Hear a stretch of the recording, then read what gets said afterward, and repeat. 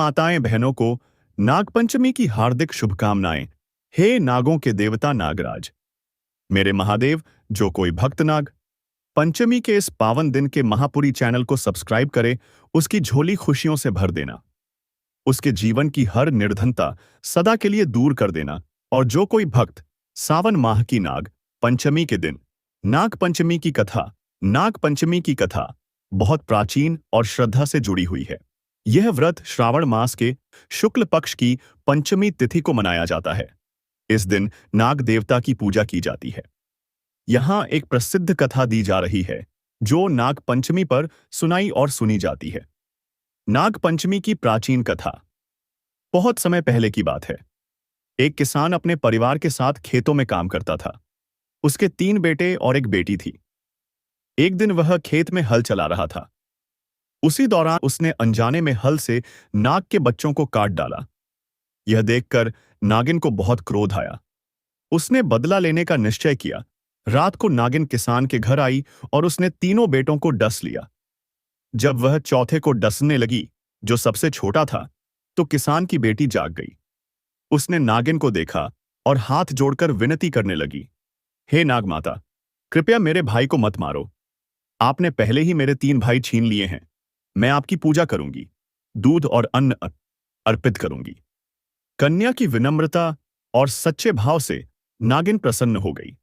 उसने न केवल छोटे भाई को जीवित छोड़ दिया, बल्कि अपने विष के प्रभाव से मरे हुए तीनों भाइयों को भी जीवित कर दिया। इसके बाद उस दिन को नाग पंचमी के रूप में मनाने की परंपरा शुरू हुई। लोग इस दिन नागों की पूजा करते हैं, दूध चढ़ाते हैं और उनकी कृपा प्राप्त करते हैं। नाग पंचमी व्रत की मान्यता। इस दिन सांपों को दूध, चावल और लड्डू अर्पित किए जाते हैं। महिलाएं इस दिन व्रत रखती हैं और अपने परिवार की सुरक्षा के लिए प्रार्थना करती हैं। नाग देवता की पूजा करने से काल सर्प दोष और सर्प दोष जैसे दोषों से मुक्ति मिलती है। यह दिन नागों के प्रति कृतज्ञता व्यक्त करने और प्रकृति के साथ संतुलन बनाए रखने का प्रतीक है। यदि आप चाहें तो मैं नाग पंचमी व्रत विधि, आरती या पूजा सामग्री की सूची भी बता सकता हूं। नाग पंचमी की पूजा विधि। नाग पंचमी पर नाग देवता की पूजा विधि पूर्वक करने से परिवार पर संकट नहीं आता और सर्पदोष व काल सर्पदोष से इसी मुक्ति मिलती है। इस दिन पूजा विशेष रूप से सावन मास के शुक्ल पक्ष की पंचमी तिथि को की जाती। नाग पंचमी पूजा की विधि। पूजा का समय। नाग पंचमी की पूजा सुबह या दोपहर के समय करें। इस दिन मिट्टी या चांदी के नाग नागिन की मूर्ति बनाकर पूजन किया जाता है। तैयारी। सुबह स्नान करके साफ वस्त्र पहनें। व्रत रखने वाले दिन निर्मल और सात्विक आहार लें या फलाहार करें। पूजा स्थान को गंगा जल से शुद्ध करें। नाग देवता की स्थापना। मिट्टी, लकड़ी, चांदी, पीतल या चित्र के रूप में नाग देवता की प्रतिमा बनाएं या खरीदें। उसे एक थाली या लकड़ी की पटरी पर कुश या दूर्वा घास रखकर स्थापित करें। हल्दी, कुमकुम, अक्षत, चावल, फूल, दीप, धूप से पूजन करें। विशेष अर्पण। नाग देवता को दूध, दही, घी, शहद, लड्डू, चावल, बैय और शक्कर अर्पित करें। कुछ स्थानों पर सांप के बिल या चित्र पर दूध चढ़ाया जाता है, लेकिन बिना नुकसान पहुंचाए। मंत्र जाप। इन मंत्रों का उच्चारण करें। नागराजाय नमः, फणिना पतये नमः, या यह विशेष मंत्र पढ़ें। नमः सर्पेभ्यो ये के च पृथिव्याम, ये अंतरिक्ष, ये देवतेभ्यः सर्पेभ्यो नमः। नाग पंचमी की कथा सुनें या पढ़ें। आरती करें। नाग देवता की आरती करें और परिवार की रक्षा व मंगल कामना करें। भोजन और व्रत। इस दिन तली हुई चीजें, लहसुन, प्याज, मांसाहार और हल चलाकर उगाया गया अन्न नहीं खाते। कुछ लोग इस दिन व्रत रखते हैं और शाम को फल या दूध लेते हैं। विशेष मान्यता। नागों को दूध पिलाने की परंपरा है, लेकिन प्राकृतिक नागों को नुकसान नहीं पहुंचाना चाहिए। घर के मुख्य द्वार पर गोबर से नाग का चित्र बनाना शुभ माना जाता है। अगर आप चाहें, मैं आपको नाग पंचमी की आरती या पूजा सामग्री की सूची भी भेज सकता हूं। नाग पंचमी पर नागदेव को निकालना, झांकी या जुलूस के रूप में, क्षेत्रीय परंपरा और मान्यता पर निर्भर करता है। आइए इसे विस्तार से समझें। क्या नाग पंचमी पर नागदेव को निकालते हैं? हाँ, कुछ क्षेत्रों में निकालते हैं। ग्रामीण और सांस्कृतिक परंपराओं में, विशेष रूप से मध्य भारत, मध्य प्रदेश, छत्तीसगढ़, महाराष्ट्र, राजस्थान और उत्तर भारत के कुछ हिस्सों में नाग देवता की झांकी या प्रतिमा को नाग पंचमी के दिन बाहर निकाला जाता है।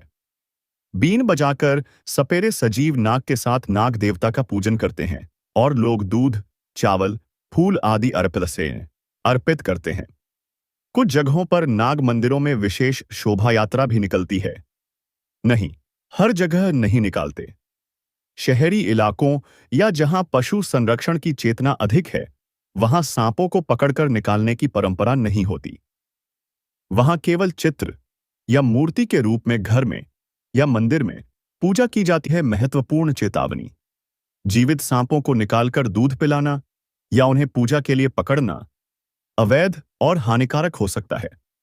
भारतीय वन्य जीव संरक्षण अधिनियम 1972 के अनुसार सांपों को पकड़ना, दिखाना या उनका व्यापार करना कानूनन अपराध है। शुभ तरीका क्या है? मिट्टी, चांदी या लकड़ी से बनी नाग प्रतिमा की पूजा करें।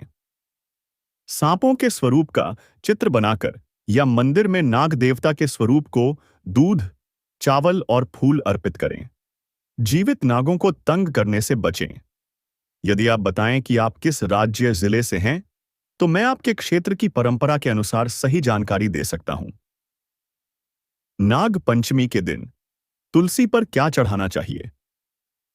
नाग पंचमी के दिन तुलसी माता की पूजा का भी विशेष महत्व है, क्योंकि तुलसी को शुद्धता और देवी स्वरूप माना गया है।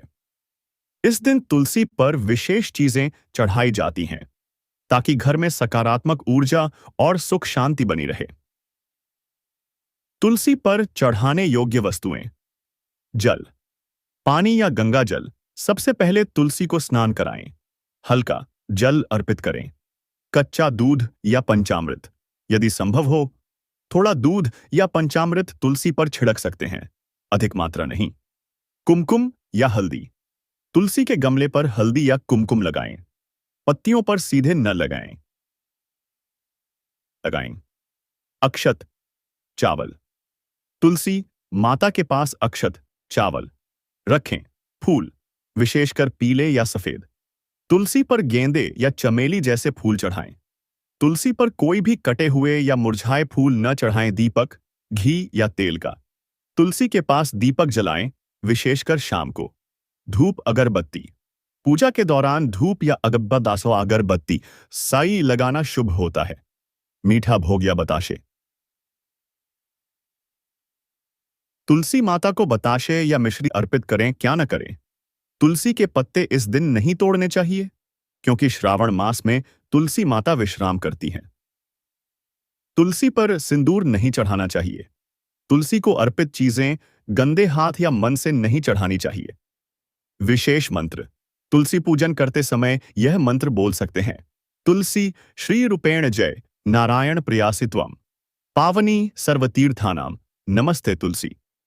सदा यदि आप चाहें तो मैं आपको तुलसी पूजन विधि या नाग पंचमी विशेष मंत्रों की सूची भी दे सकता हूं। नाग पंचमी के दिन गाय को रोटी खिलाने का विशेष धार्मिक महत्व होता है। हिंदू धर्म में गाय को माता का स्थान दिया गया है और नाग पंचमी जैसे पवित्र दिन पर गाय की सेवा करना पुण्यकारी माना जाता है। विशेष रूप से जब आप रोटी बनाकर श्रद्धा से गाय को अर्पित करते हैं, तो यह नाग देवता की कृपा पाने और परिवार की रक्षा के लिए शुभ होता है। नाग पंचमी के दिन गाय को कैसी रोटी खिलानी चाहिए?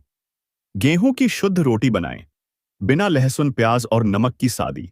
रोटी में क्या मिलाएं? रोटी पर थोड़ा सा गुड़, घी या चीनी रख सकते हैं। कुछ स्थानों पर रोटी में सरसों या तिल मिलाना शुभ माना जाता है। कितनी रोटियां खिलाएं? परंपरा के अनुसार 5 रोटियां खिलाना शुभ माना जाता है, लेकिन एक भी रोटी सच्चे मन से हो तो पर्याप्त है। कब खिलाएं? सुबह पूजा के बाद गाय को रोटी खिलाना सबसे शुभ होता है। गाय को रोटी क्यों खिलाते हैं? नाग पंचमी पर यह सर्पों और देवी तुलसी के सम्मान का प्रतीक है, क्योंकि गाय के गोबर में भी जीव होते हैं। और वह प्रकृति की रक्षा करती है।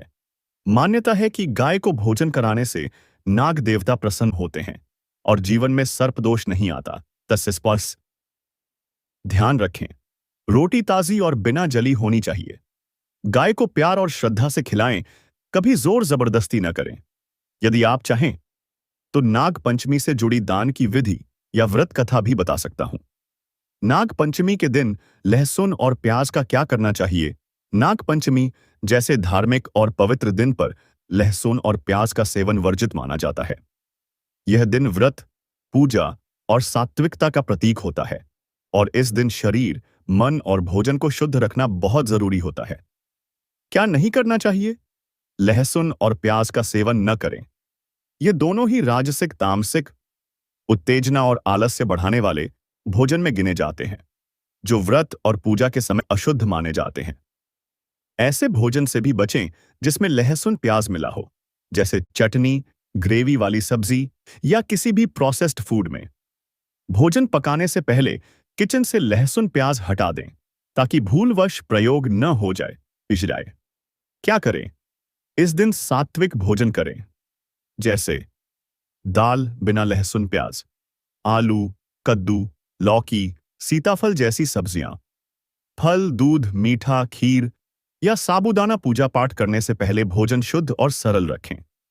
धार्मिक कारण: नाग पंचमी पर पूजा में शुद्धता और संयम का पालन अनिवार्य है। यह दिन विशेष रूप से सर्पों की शांति और कृपा प्राप्त करने के लिए होता है, इसलिए सात्विकता और संयम को जीवन में लाना जरूरी होता है। अगर आप चाहें तो मैं आपको नाग पंचमी व्रत के भोजन की पूरी सूची या उस दिन क्या क्या करना चाहिए, उसका विवरण भी दे सकता हूं। नाग पंचमी की पूजा करते समय सिंदूर का प्रयोग कैसे करें? सिंदूर का उपयोग हिंदू पूजन में एक शुभ और पवित्र सामग्री के रूप में किया जाता है। नाग पंचमी के दिन भी इसका विशेष स्थान है, लेकिन इसका उपयोग सावधानीपूर्वक और मर्यादा के साथ किया जाना चाहिए। नाग पंचमी की पूजा में सिंदूर का उपयोग इस प्रकार करें: नाग देवता की प्रतिमा या चित्र पर तिलक करें। नाग देवता की मूर्ति, चित्र या सांप के प्रतीक स्वरूप, जैसे मिट्टी से बने नाग, पर हल्का सिंदूर का तिलक करें। यदि नाग की मूर्ति मिट्टी की है तो बहुत कम मात्रा में लगाएं ताकि वह खराब न हो। घर के मुख्य द्वार पर नाग का चित्र बनाते समय कई लोग गोबर या मिट्टी से नाग का चित्र दरवाजे के पास बनाते हैं, उसमें हल्दी और सिंदूर मिलाकर सजावट करते हैं। यह शुभ माना जाता है। पूजा थाली में सिंदूर रखें। पूजा के समय सिंदूर को थाली में हल्दी, अक्षत और फूलों के साथ रखें। यह पूजा की सामग्री का हिस्सा होता है। सुहागन महिलाएं सिंदूर लगाकर पूजा करें। विवाहित महिलाएं इस दिन अपने 16 श्रृंगार में सिंदूर लगाकर पूजा करती हैं। यह सौभाग्य और परिवार की रक्षा का प्रतीक होता है। सावधानियां: नाग देवता के सर्प स्वरूप जीवित सांप पर सिंदूर नहीं लगाना चाहिए। सिंदूर को सीधे तुलसी के पत्ते या शिवलिंग पर न चढ़ाएं, यह परंपरागत रूप से वर्जित है। सिंदूर केवल प्रतिमा या प्रतीकात्मक रूपों पर लगाएं। सिंदूर का आध्यात्मिक अर्थ: यह शक्ति, सौभाग्य और भक्ति का प्रतीक है। नाग देवता की पूजा में सिंदूर से तिलक करने का अर्थ है उन्हें सम्मान और श्रद्धा देना। यदि आप चाहें तो मैं पूजा सामग्री की पूरी सूची, नाग पंचमी की आरती या पूजा के बाद के नियम भी बता सकता हूं। नाग पंचमी के दिन हल्दी का क्या करते हैं? हल्दी, टर्मेरिक, हिंदू धर्म में शुद्धता, मंगलता और देवी पूजा का प्रतीक है। नाग पंचमी जैसे पवित्र दिन पर हल्दी का प्रयोग पूजा में विशेष महत्व रखता है। नाग पंचमी की पूजा में हल्दी का प्रयोग कैसे करें? नाग देवता की प्रतिमा पर हल्दी चढ़ाना। नाग देवता की मिट्टी, चांदी या चित्र रूपी प्रतिमा पर हल्दी लगाएं।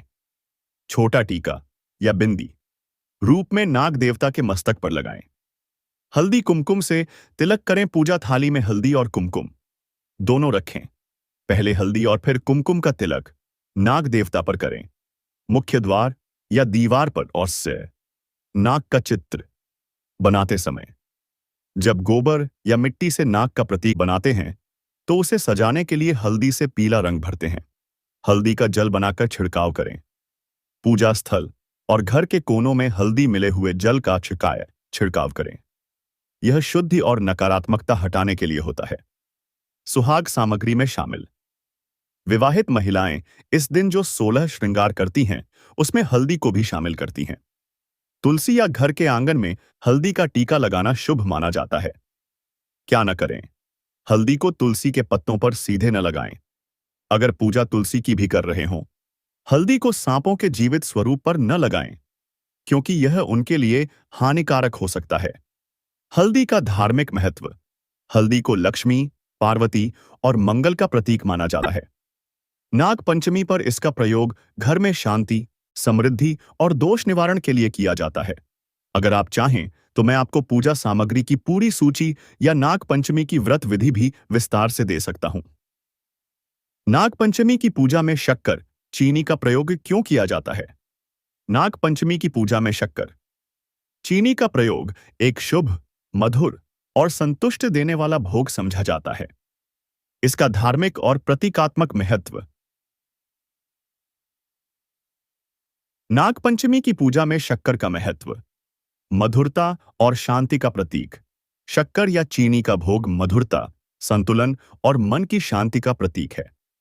माना जाता है कि नाग देवता को मीठा भोग शांत करते हैं, जिससे वे प्रसन्न होकर जीवन में रक्षा और आशीर्वाद देते हैं।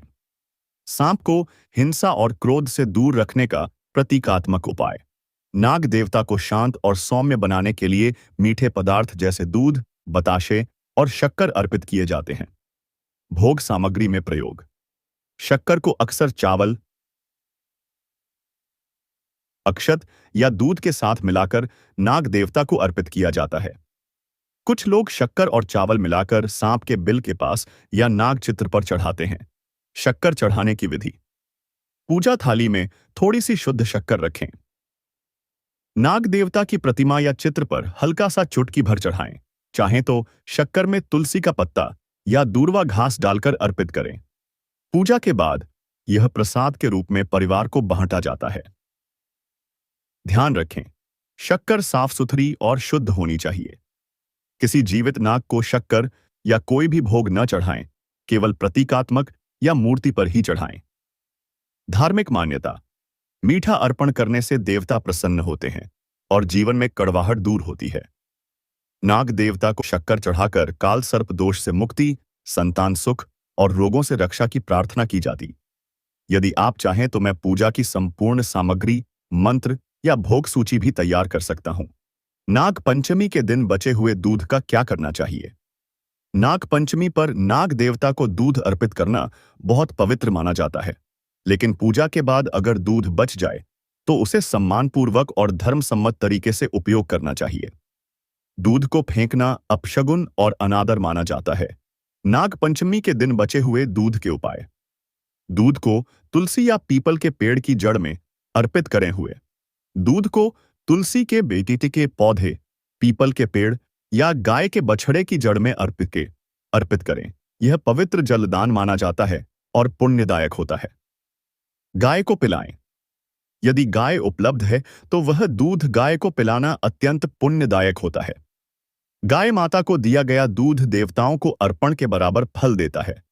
बचे दूध से घर में स्नान या पोंछा करें।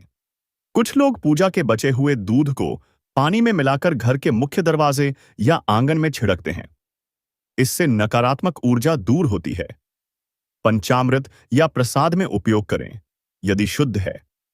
यदि दूध पूरी तरह शुद्ध है, ना कि नाक के बिल पर चढ़ाया गया हो, तो उसे पंचामृत बनाने में या खीर, हलवा आदि प्रसाद में प्रयोग कर सकते हैं। धार्मिक स्थल पर अर्पित करें। पास के मंदिर में जाकर शुद्ध बचे हुए दूध को पीपल, शिवलिंग या देव विग्रह के पास अर्पित कर सकते हैं। क्या नहीं करना चाहिए? बचे हुए दूध को नाली, गटर या कूड़े में न फेंकें। यह अपवित्र और पाप समझा जाता है।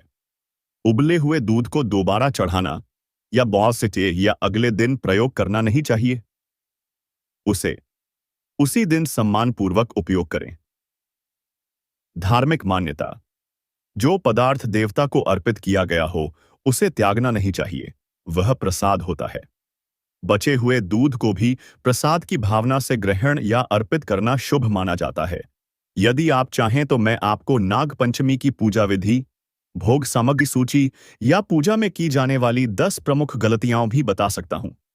नाग पंचमी के दिन नमक में क्या डालना चाहिए? नाग पंचमी के दिन नमक को लेकर विशेष सतर्कता बरती जाती है, क्योंकि यह दिन पूरी तरह सात्विकता, शुद्धता और धार्मिक अनुशासन का होता है। नमक का प्रयोग इस दिन सीमित या बिल्कुल वर्जित होता है, लेकिन यदि उपयोग करना हो तो उसमें कुछ शुभ सामग्री मिलाई जाती है, ताकि वह ऊके पूज्य बन सके। नाग पंचमी के दिन नमक में क्या डालना चाहिए? सामान्य रूप से इस दिन सादा सेंधा नमक, लाहौरी नमक का ही प्रयोग किया जाता है और उसमें निम्नलिखित में से कुछ सामग्री मिलाई जाती है। हल्दी सेंधा नमक में थोड़ा हल्दी पाउडर मिलाना शुभ माना जाता है। यह शुद्धि और मंगल का प्रतीक है। कुछ स्थानों पर ऐसा नमक भोजन बनाने से पहले पूजा में रखा जाता है। तिल, औसई, काले या सफेद। नमक में थोड़े से तिल, तिल के दाने मिलाना धार्मिक दृष्टि से शांति और रक्षा का प्रतीक है। तिल, विशेषकर काले तिल, नकारात्मक ऊर्जा को दूर करने माने जाते हैं। दूर्वा या तुलसी का सूखा पत्ता, सूक्ष्म मात्रा में। नमक के डिब्बे या थाली में पूजा से पहले दूर्वा घास या तुलसी के पत्ते रखे जाते हैं। क्या नहीं करना चाहिए? इस दिन सामान्य आयोडीन युक्त नमक से परहेज करें। अगर आप व्रत कर रहे हैं तो नमक पूरी तरह त्यागना उत्तम होता है। नमक में प्याज, लहसुन, मिर्च या कोई तामसिक वस्तु मिलाकर प्रयोग नहीं करना चाहिए। भोजन में कैसे प्रयोग करें? यदि व्रती व्यक्ति फलाहार कर रहा है तो सिर्फ सेंधा नमक का प्रयोग करे। व्रत वाले खाने जैसे साबूदाना, आलू, फल, दही में हल्का सेंधा नमक डालें। धार्मिक मान्यता, श्रावण मास और नाग पंचमी के दिन नमक कम या बिना नमक का भोजन करने से शरीर और मन शुद्ध होता है और नाग दोष दूर होता है। अगर आप चाहें तो मैं आपको नाग पंचमी का व्रत भोजन सूची, पूजा सामग्री या भोजन में प्रयोग योग्य चीजों की पूरी जानकारी भी दे सकता हूं। नाग पंचमी के दिन बच्चों को पढ़ाई करनी चाहिए या नहीं? यह एक बहुत ही अच्छा और पारंपरिक प्रश्न है। नाग पंचमी एक धार्मिक और सांस्कृतिक पर्व है और इसमें कुछ परंपराएं विशेष रूप से शिक्षा व लेखन से जुड़ी हुई हैं, जिनका पालन कई परिवार और समुदाय करते हैं। नाग पंचमी के दिन पढ़ाई लिखाई क्यों नहीं करते? शास्त्रीय मान्यता है कि नाग पंचमी के दिन शास्त्र पढ़ना, लिखना या कलम कागज का प्रयोग न्यूनतम नहीं करना चाहिए। इसे विद्या का विश्राम दिवस माना जाता है, जैसे कि शिक्षक और छात्र दोनों उस दिन विद्या की देवी और नाग देवता को श्रद्धांजलि भी देकर विश्राम करते हैं। नाग देवता का सम्मान, कुछ पुरानी कथाओं के अनुसार यह दिन नागों के क्रोध को शांत करने और उन्हें पूज्य मानकर उनके प्रति कृतज्ञता प्रकट करने का दिन है। लेखन आदि को उस दिन स्थगित किया जाता है ताकि पूरी श्रद्धा पूजा में रहे और कोई अनादर न हो। परंपरा में विश्वास, कई क्षेत्रों में किताबों, पेन, कॉपी आदि को हाथ भी नहीं लगाते। विद्यार्थी और शिक्षक इस दिन कलम और विद्या की पूजा करते हैं, पर उपयोग नहीं करते। क्या किया जा सकता है? पूजा पाठ, कथा श्रवण, भक्ति गीत सुनना या पढ़ना उचित माना जाता है। छोटे बच्चों को नाग पंचमी की कथा, संस्कृति और शिष्टाचार सिखाना बहुत अच्छा होता है। कलम, किताब या स्लेट को धोकर उस पर हल्दी, कुमकुम, फूल आदि से शास्य पर विद्या की पूजा कर सकते हैं। यदि कोई बच्चा परीक्षा या जरूरी कार्य में पढ़ रहा हो और परिस्थिति विवश करती हो, तो श्रद्धा से मन में नाग देवता को प्रणाम कर पढ़ सकता है। धर्म भावना से चलता है, न कि कठोरता से। निष्कर्ष कार्य नाग पंचमी पर अनुमति, पढ़ाई लिखाई, परंपरागत रूप से वर्जित, धार्मिक पाठ, कथा, अनुमति, किताबों की पूजा, शुभ परीक्षा, अत्यावश्यक पढ़ाई मन में श्रद्धा रखकर की जा सकती है।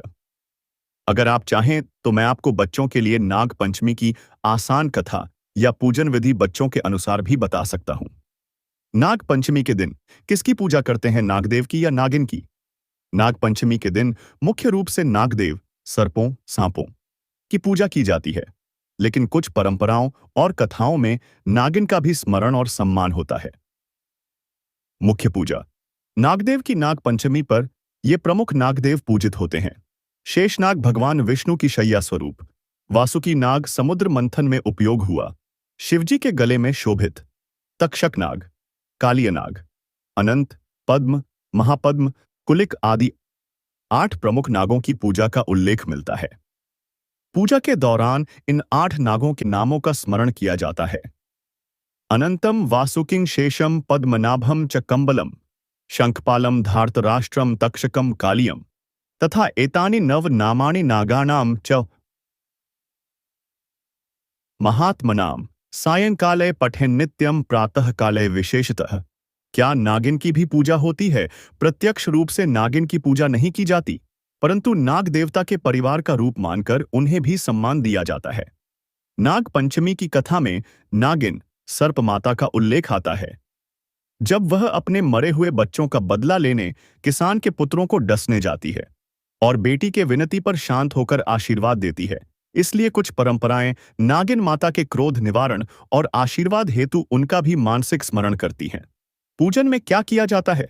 नागदेव या नागों का चित्र, मूर्ति, मिट्टी की आकृति को दूध, अक्षत, फूल, हल्दी, कुमकुम, लड्डू, शक्कर आदि चढ़ाए जाते हैं।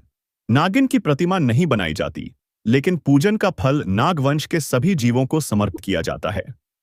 निष्कर्ष: पूजा किसकी? उत्तर: नागदेव, पुरुष रूप।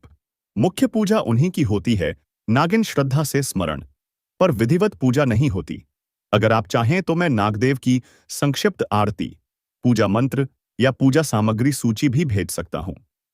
हाँ, नाग पंचमी के दिन महिलाओं को उपासी व्रती रहना चाहिए। यह परंपरा और श्रद्धा दोनों के दृष्टिकोण से शुभ मानी जाती है। महिलाओं के उपवासी व्रत रहने का कारण: नाग देवता को प्रसन्न करने के लिए उपवासी रहकर नाग देवता की पूजा करने से घर में सर्प दोष, काल सर्प दोष या संतान संबंधी कष्ट दूर होते हैं।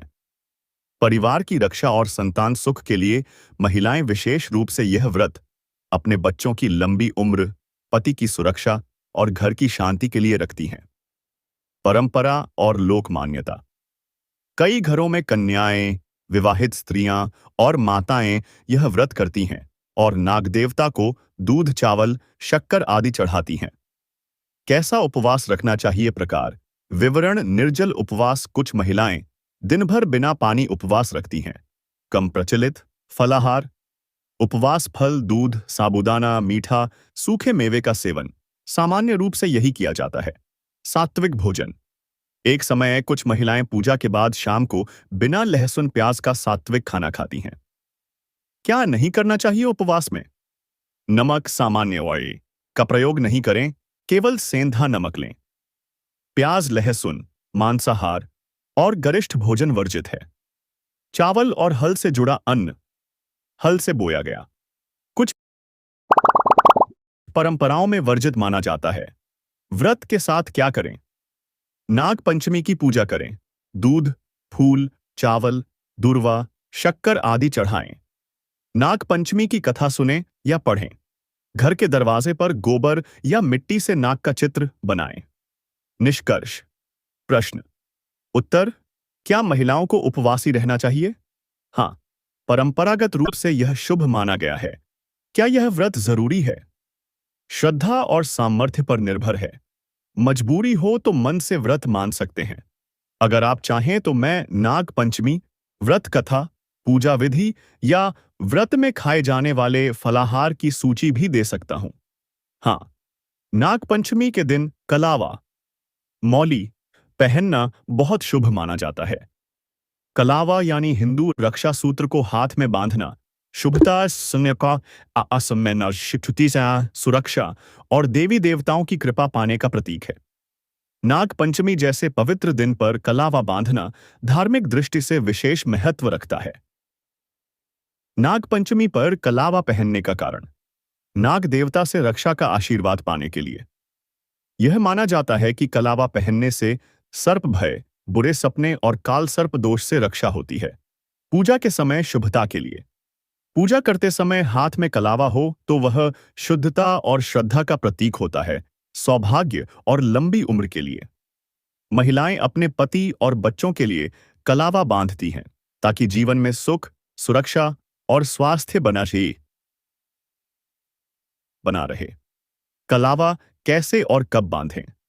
नाग पंचमी पर पूजा से पहले या पूजा के दौरान दाहिने हाथ पुरुष और बाएं हाथ महिलाएं में कलावा बांधें। कलावा बांधते समय यह मंत्र बोल सकते हैं या मन ही मन श्रद्धा से कहें, एयुएम नागदेवाय नमः, रक्षां कुरु कुरु। कलावा को 3 बार लपेटकर बांधें और गांठ लगाते समय मनोकामना करें। कौन बांध सकता है?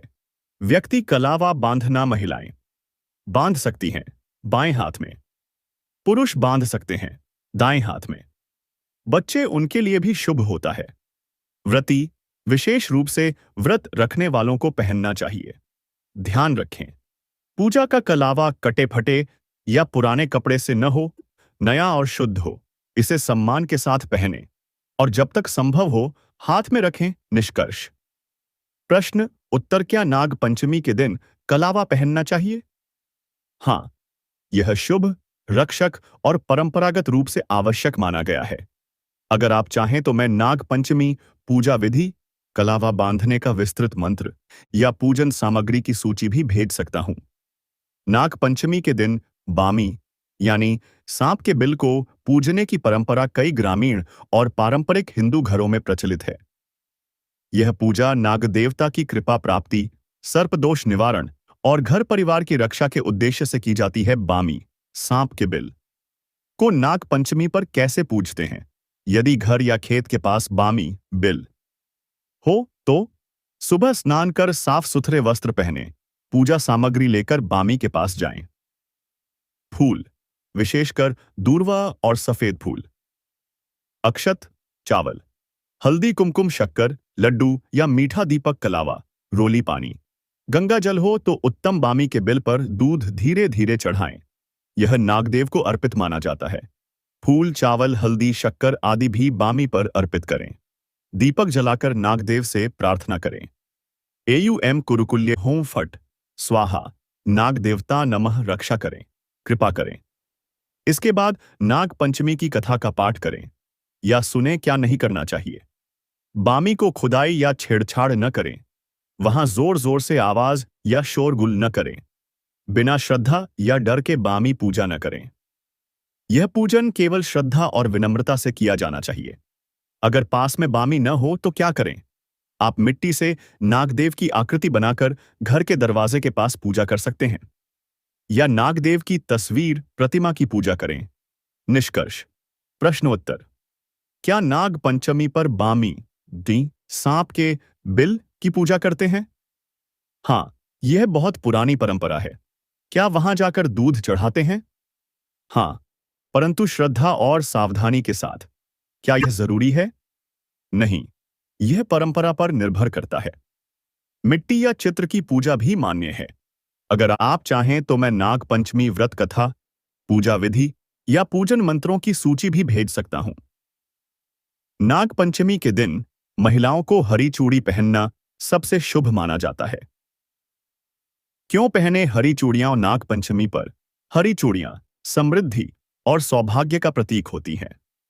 हरा रंग प्रकृति, जीवन और संतुलन का रंग है, जो नाग देवता से जुड़ा हुआ माना जाता है। सावन मास में भी हरा रंग और हरी चूड़ियां पहनना विशेष फलदायी माना गया है। अनुशंसित चूड़ी के रंग। रंग कारण: हरा सौभाग्य, शांति और नागदेव की कृपा के लिए, पीला बुद्धि और पुण्य का प्रतीक, लाल वो थोड़ी मात्रा में ऊर्जा और मंगल हेतु, सिंदूर के साथ काले, सफेद या नीले रंग की चूड़ियां वर्जित मानी जाती हैं, क्योंकि ये शोक, टकराव या नकारात्मकता के प्रतीक माने जाते हैं। किस समय पहने? नाग पंचमी की पूजा से पहले या पूजा के समय चूड़ियां पहनना शुभ होता है। कुछ महिलाएं क्या करती हैं, हरी चूड़ियों के साथ मिट्टी के नाग बनाकर चूड़ियां उन्हें अर्पित भी करती हैं। यह विशेष रूप से संतान सुख की कामना में किया जाता है। नाग पंचमी पर किस रंग की चूड़ी पहने? हरी चूड़ियां पहनना अत्यंत शुभ होता है। क्या अन्य रंगों की चूड़ियां पहन सकते हैं? पीला या लाल थोड़ा बहुत चल सकता है। कौन से रंग से बचें? काला, नीपास, आश्रय, नीला, सफेद। अगर आप चाहें तो मैं बता सकता हूं। नाग पंचमी पर श्रृंगार कैसे करें? पूजा के लिए विशेष थाली कैसे सजाएं? कौन से रंग के कपड़े पहनने चाहिए, बस बताइए। अगर नाग पंचमी के दिन आपने सफेद चूड़ी पहन ली है तो घबराने की कोई जरूरत नहीं है। इसका कोई बड़ा अशुभ फल नहीं होता, लेकिन परंपराओं में इसे थोड़ा वर्जित या अनुपयुक्त माना जाता है। सफेद चूड़ी क्यों नहीं पहननी चाहिए? कारण, विवरण। सफेद रंग शांति का प्रतीक तो है, परंतु यह श्रृंगार और सौभाग्यवती स्त्रियों के लिए विशेष पर्वों पर कम प्रयोग में आता है। कुछ मान्यताओं में सफेद रंग विधवा जीवन या शोक से जुड़ा माना जाता है। नाग पंचमी पर हरे रंग की चूड़ी प्राकृतिक सौंदर्य, नवजीवन और सर्पदेव की प्रसन्नता के लिए पहनी जाती है। अगर गलती से सफेद चूड़ी पहन ली हो तो क्या करें? मन में क्षमा याचना करें। हे नागदेव, यदि मुझसे अनजाने में कोई चूक हो गई हो तो कृपया क्षमा करें। शुद्ध मन और श्रद्धा से पूजा करें। श्रद्धा सबसे बड़ा भाव होता है। चाहें तो पूजा के बाद हरी चूड़ियां पहन लें या अगले दिन हरी चूड़ी पहनकर मन में संकल्प लें। अगर संभव हो तो पूजा के समय एक जोड़ी हरी चूड़ियां नाग देवता को अर्पित करें। अगर सफेद चूड़ी पहन ली नाग पंचमी पर तो क्या अशुभ होगा? नहीं। अगर श्रद्धा सही है तो कोई बड़ा दोष नहीं होगा। क्या करना चाहिए? मन से क्षमा मांगें और हरी चूड़ी धारण कर लें। अगली बार ध्यान रखें। हाँ, यह परंपरा है, डर का कारण नहीं। अगर आप चाहें तो मैं आपको बता सकता हूं। नाग पंचमी पर क्या श्रृंगार करें, कौन से वस्त्र रंग पहने, विशेष पूजा मंत्र या विधि बादीजाओ। आप बस कहें। नाग पंचमी के दिन चावल, अक्षत का पूजा में विशेष महत्व होता है। यह शुद्धता, समर्पण और शुभता का प्रतीक होता है। इस दिन चावल का उपयोग कई प्रकार से किया जाता है। नाग पंचमी के दिन चावल का उपयोग कैसे किया जाता है? पूजा में अक्षत, चावल चढ़ाना। पूजा के दौरान नाग देवता की प्रतिमा, तस्वीर या मिट्टी के नाग पर हल्दी में रंगे हुए चावल, खुशी, अक्षत चढ़ाए जाते हैं। इसे शुभ और पूर्णता का प्रतीक माना जाता है। बामी, सांप के बिल पर चढ़ाना। जिन क्षेत्रों में परंपरा है वहां महिलाएं बिल, बामी के पास जाकर दूध, चावल और फूल चढ़ाती हैं। इससे माना जाता है कि नागदेव प्रसन्न होकर परिवार की रक्षा करते हैं। पूजा थाली में चावल रखें। पूजा की थाली में एक छोटा माउंड बायस ढेरी बनाकर उस पर कलश या दीपक रखा जाता है। यह स्थान पूजन का केंद्र माना जाता है। खाने के रूप में चावल। नाग पंचमी पर सात्विक भोजन में चावल विशेष रूप से बनाए जाते हैं। कुछ स्थानों पर महिलाएं दूध, चावल, खीर या चावल से बने पकवान बनाकर व्रत के बाद खाती हैं। नवविवाहिताएं या गर्भवती महिलाएं इस दिन विशेष रूप से दूध, चावल खाकर पुण्य अर्जित करती हैं। क्या न करें वर्जनाएं? कारण, प्याज, लहसुन मिलाकर चावल न बनाएं। यह तामसिक भोजन होता। बचा हुआ पूजा चावल न फेंके। उसे किसी पेड़ की जड़ में या तुलसी के पास अर्पित करें। नाग पंचमी पर चावल से जुड़ी परंपरा का सार। उपयोग, उद्देश्य।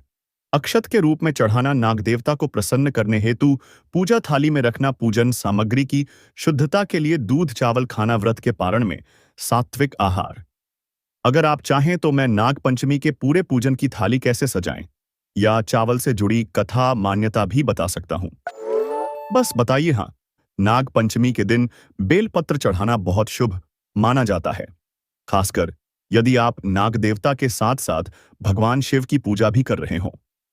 बेलपत्र भगवान शिव को अत्यंत प्रिय होता है और नाग पंचमी का पर्व शिव जी और नाग देवता दोनों से जुड़ा होता है। नाग पंचमी पर बेलपत्र क्यों चढ़ाएं? भगवान शिव का आशीर्वाद प्राप्त करने के लिए।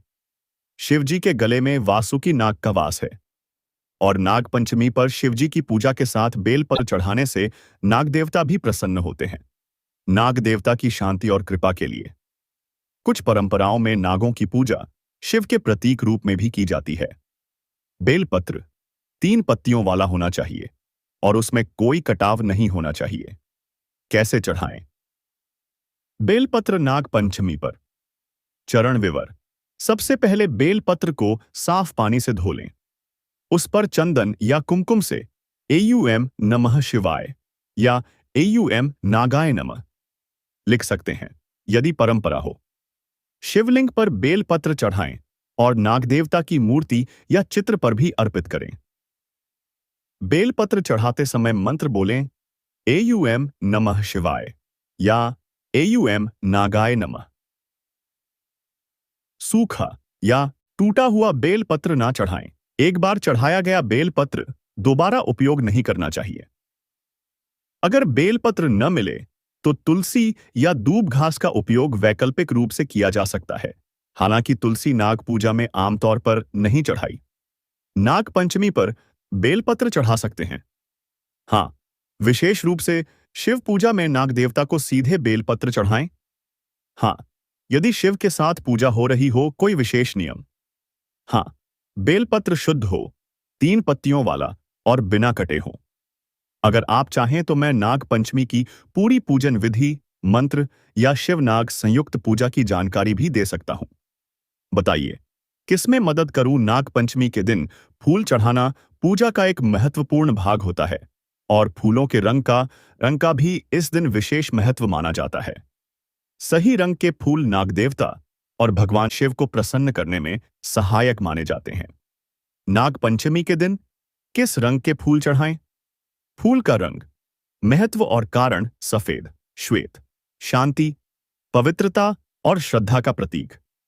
नागदेवता को प्रसन्न करने हेतु उत्तम पीला समृद्धि और शुभता का प्रतीक। कुछ क्षेत्रों में हल्दी के फूल भी चढ़ाए जाते हैं, लाल शक्ति और समर्पण का प्रतीक। परंतु सभी स्थानों पर लाल फूल नागदेव को नहीं चढ़ाए जाते। इसलिए ध्यान रखें। नीला, बैंगनी, गहरा रंग आमतौर पर नाग पूजा में वर्जित माने जाते हैं। सबसे उपयुक्त फूल, सफेद फूल जैसे चमेली, मोगरा, कनेर, सफेद, दूधराज आदि। पीले फूल, गेंदा, पीला, अमलतास, हल्दी फूल आदि।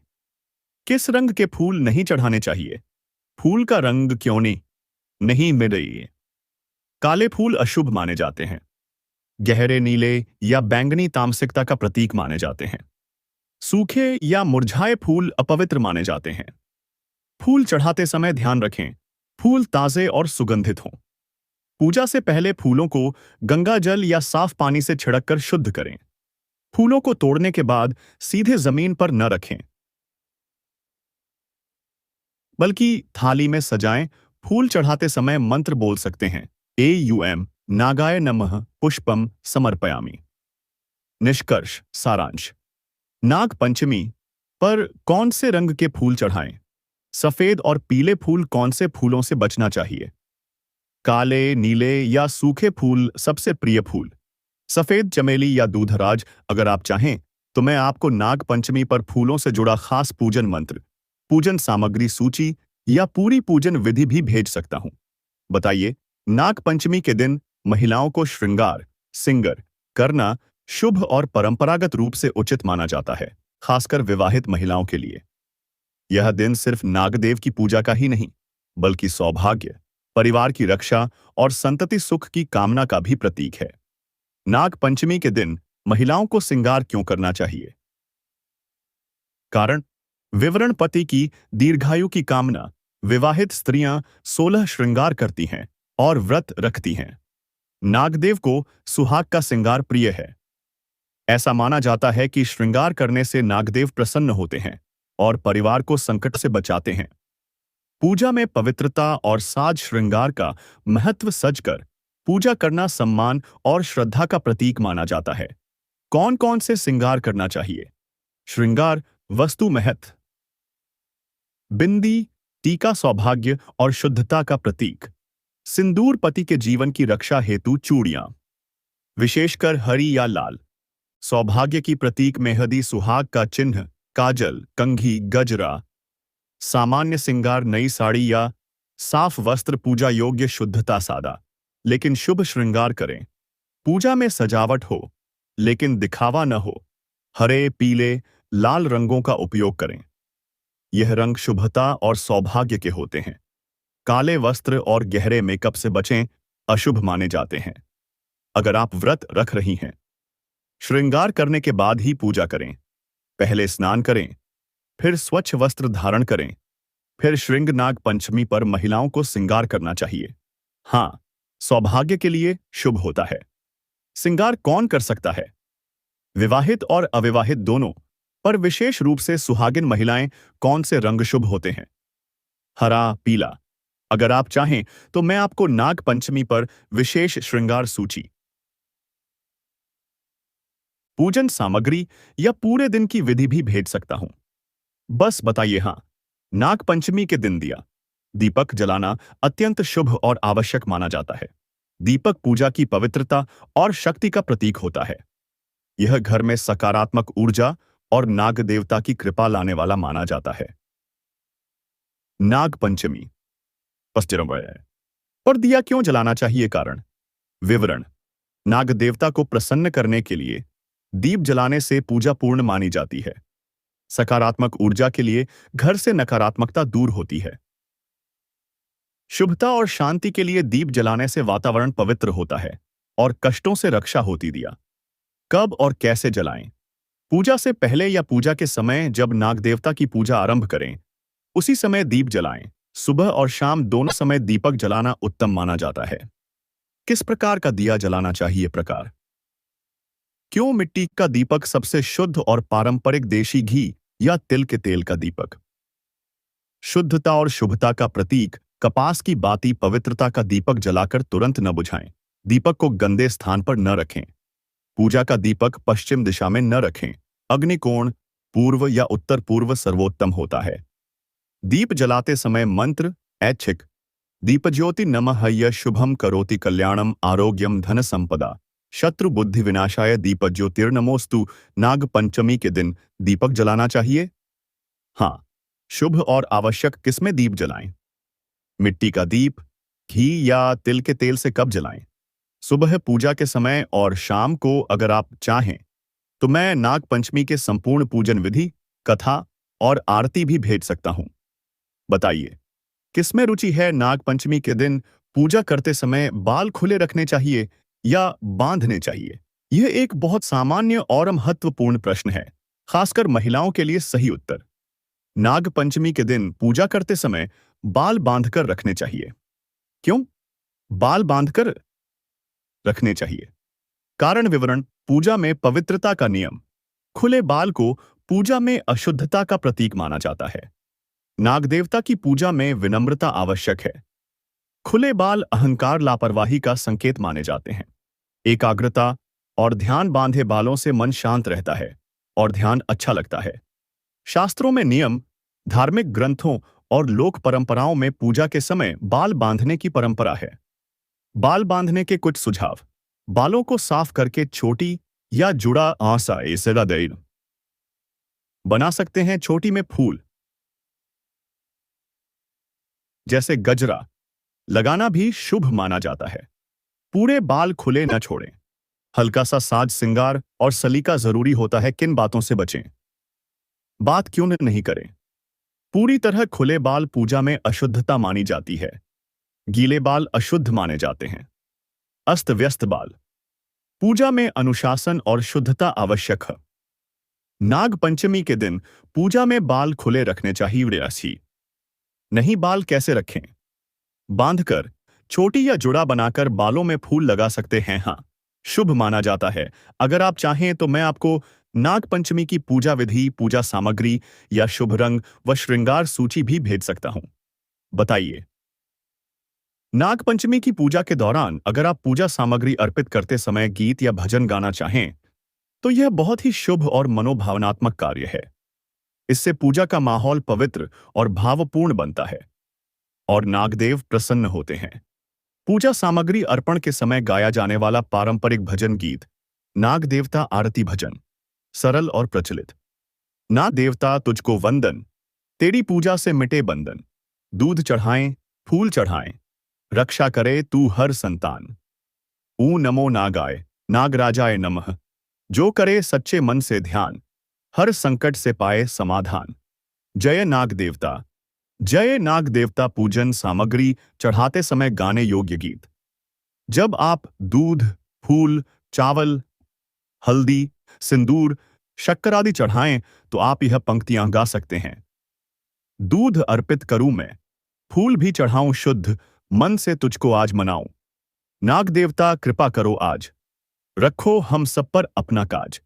अगर आप मंत्र पसंद करते हैं तो यह भी कह सकते हैं कुरुकुल्ये हूं फट स्वाहा या एयुएम नमः नागेंद्राय।